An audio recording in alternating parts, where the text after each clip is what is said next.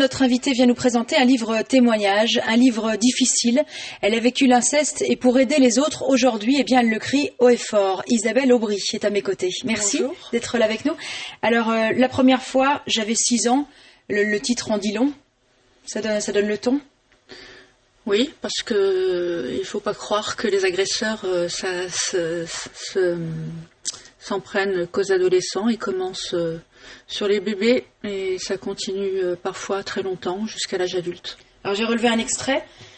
Je déteste ses mains sur mon corps, j'ai peur de ces instants crasseux et plus encore de lui demander d'arrêter. Alors je ne dis rien. Parfois des larmes coulent sur mes joues. Tout occupé à son plaisir, il ne s'en aperçoit pas. Je suis sa fille et sa poupée docile, silencieuse. Alors bien sûr, on parle de votre papa. Mm-hmm. Comment expliquer aux gens qu'on ne se rebelle pas? Parce que vous ne trouviez pas ça anormal. Non, mais j'aimais mon père. Ce que j'aimais pas, c'est ce qu'il me faisait, mais j'aimais mon père. Mais je n'avais pas de référence, je ne savais pas effectivement si c'était normal ou pas. C'est seulement à 13 ans que je me suis aperçue que ce n'était pas normal. Comment vous en êtes rendu compte? Eh bien, j'étais dans l'embrasure d'une porte, je regardais la télé et j'ai vu un couple s'embrasser. Mon père est arrivé, il m'a embrassé de la même manière. Et là, il y a eu un déclic dans ma tête, mais je me suis dit, mais il y a quelque chose qui va pas. Moi, je suis une petite fille et lui, un adulte, et puis c'est mon père, et eux, c'est un couple. Et là, j'ai réalisé seulement que ce n'était pas normal. J'avais 13 ans et demi. Comment on arrive à se taire? Parce que votre maman était auprès de vous quand même pendant des années. Donc lui, vous demandez de vous taire? Oui, il utilisait ce qu'utilisent tous les agresseurs, hein, c'est-à-dire un chantage affectif. Si tu parles, j'irai en prison, ta mère me fera du mal, tu vas détruire toute la famille. Et ça marche évidemment. Ça marche très bien, oui. La culpabilité, après, on la porte, cette culpabilité, de ne pas avoir parlé, 2, de ne pas avoir dit non, on la porte toute sa vie. Enfin, disons qu'après, c'est un travail de s'en débarrasser. Voilà. Alors, on comprendra un peu plus tard dans l'émission pourquoi vous en parlez si bien, parce que vous avez fait du chemin depuis, évidemment. Vous avez créé une association, on en parlera tout à l'heure. En attendant, expliquez-nous un petit peu comment votre vie s'est encore plus dégradée entre vos 6 et vos 13 ans. Parce que ce qui est incroyable, c'est que vous nous expliquez très vite qu'à 6 ans, pour la première fois, il s'invite dans votre baignoire. Oui. Mais après, ça dégénère complètement. Il se trouve que j'ai vécu seule avec lui. Mes parents ont divorcé, je me suis retrouvée seule avec mon père. À cause de ces violences déjà, votre maman est partie? Oui, c'était un homme violent, c'était un homme qui a imposé une vie à 3 avec une autre femme. Donc ma mère est partie. Moi, je suis d'abord restée avec ma mère, puis j'ai rejoint mon père, pensant retrouver une famille, puisque ma mère ne s'occupait pas bien de moi. Et quand la femme qui était avec mon père est partie, eh bien là, j'étais pour de bon seule avec mon père, qui a entrepris une manipulation mentale sur moi de manière à m'isoler de ma mère et de toutes les personnes qui auraient pu m'aider. Et là, il est allé encore plus loin en fait dans ses actes, puisque il m'a violée, il m'a prostituée la nuit pendant plusieurs années. Jusqu'à mes 14 ans à peu près. Et le lendemain, vous alliez à l'école comme une petite fille de cet âge-là? Oui, tout à fait. Je dormais sur les tables et je m'occupais de la maison. Il me présentait comme sa femme.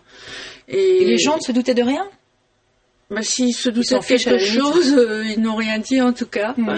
Voilà. Et moi, j'étais dans une très très grande souffrance. Ma voisine s'en est aperçue, elle m'en a parlé. Elle m'a questionnée, comme on peut le faire avec un enfant dont on doute qu'il y a quelque chose qui se passe, une souffrance. Elle a d'ailleurs mis du temps pour avoir le courage d'aller plus loin, parce que c'est pas évident non plus de s'immiscer comme ça dans la vie des autres. Oui, elle a insisté surtout pour me faire parler, et je lui ai dit toute la vérité. Et c'est au moment où je suis partie, en fait, pour quitter mon père, qu'elle a tout révélé à ma mère. Voilà. Et après, ça n'a pas été évident, parce qu'après, il faut affronter tous les juges, tous les avocats, et là, c'était pas une partie de plaisir non plus. Non, alors, ce que je dis souvent, c'est que la justice, telle que je l'ai vécue, je souhaite pas ça à mon pire ennemi. Hein. La justice n'est pas pensée pour les enfants, et ça n'a pas évolué depuis. Hein. Vous alliez d'interrogatoire en interrogatoire? Voilà, expertise, psychiatrique, gynécologique.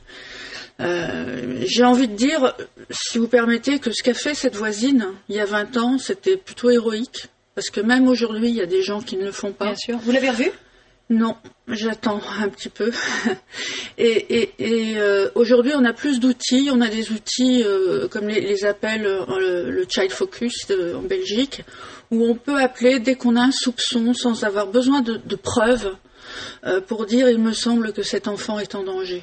Vous croyez qu'il y a encore énormément de jeunes aujourd'hui qui sont dans votre cas de l'époque, qui n'osent pas en parler ? Eh bien, en fait, selon l'OMS, qui a fait une étude... l'Organisation mondiale de la santé. Voilà, en Suisse, donc c'est pas un pays à haut risque, enfin pas plus que la Belgique ou la France, il y aurait un enfant sur 4 victime d'agression sexuelle avant leurs 18 ans. Donc pour 80%, c'est de l'inceste. Oui, c'est ça. Voilà, alors imaginez combien d'enfants ça représente. Et c'est pour cette raison justement que c'est encore plus dur d'en parler, parce que c'est un membre proche de la famille, donc on n'a pas envie de 9 fois sur 10, quand l'enfant parle, 9 fois sur 10, la famille va le rejeter au profit de la cohésion familiale. Donc j'ai envie de dire, si un enfant a envie de parler, qu'il ne le fasse surtout pas auprès de sa famille. Il en parle à qui alors ? Des travailleurs sociaux, psychologues à l'école, à son institutrice, à un pion. Enfin, mais la famille, c'est pas le meilleur. Parce que quelqu'un peut être complice aussi de. Tout à fait. Et puis ça dérange trop. Alors revenons un petit peu à votre histoire. Ce qui est incroyable dans votre livre, c'est qu'il y a même des moments où on doute que ce soit vraiment un livre témoignage. Tellement, à un moment donné, lorsque vous approchez de l'adolescence, on se dit mais ça y est, voilà, sa vie va être meilleure, ça va mieux se passer. Et encore là, il vous arrive un truc, quelque chose d'incroyable, c'est que vous voulez vous venger. Ça, c'est incroyable comme phénomène. Est-ce que c'est habituel ? J'ai envie de dire que la majeure partie des victimes que j'ai croisées depuis que l'association existe ont pensé à cela. Donc c'est se venger d'enfin avoir le choix, oui, de choisir ses proies.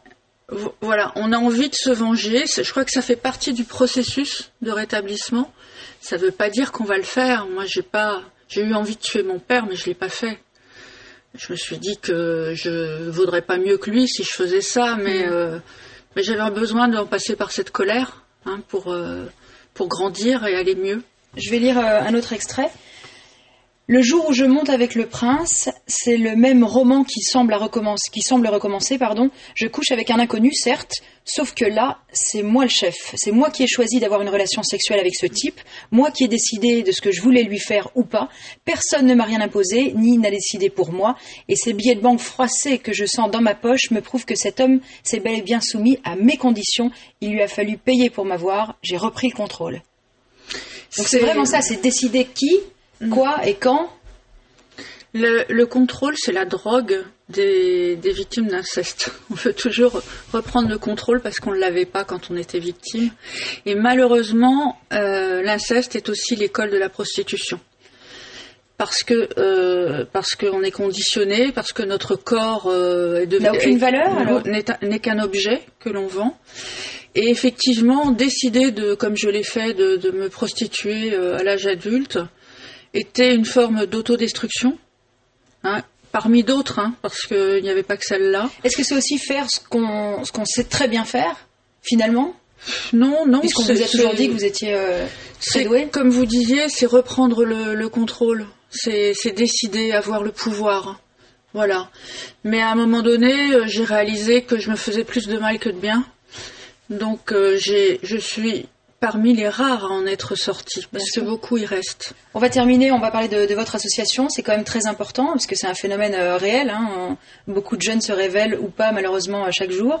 Racontez-nous un petit peu, à 35 ans, vous devenez présidente de AIVI, oui. AIVI. Expliquez-nous un petit peu, c'est ça qui vous sauve aussi, c'est ça qui vous permet de rester en vie ? Oui, d'abord, ce qui m'a vraiment fait un électrochoc, c'est de rencontrer d'autres victimes, comme je dis, en 3D. Je n'avais jamais rencontré d'autres victimes. Et quand je les ai entendues parler de leur souffrance, de leur vie,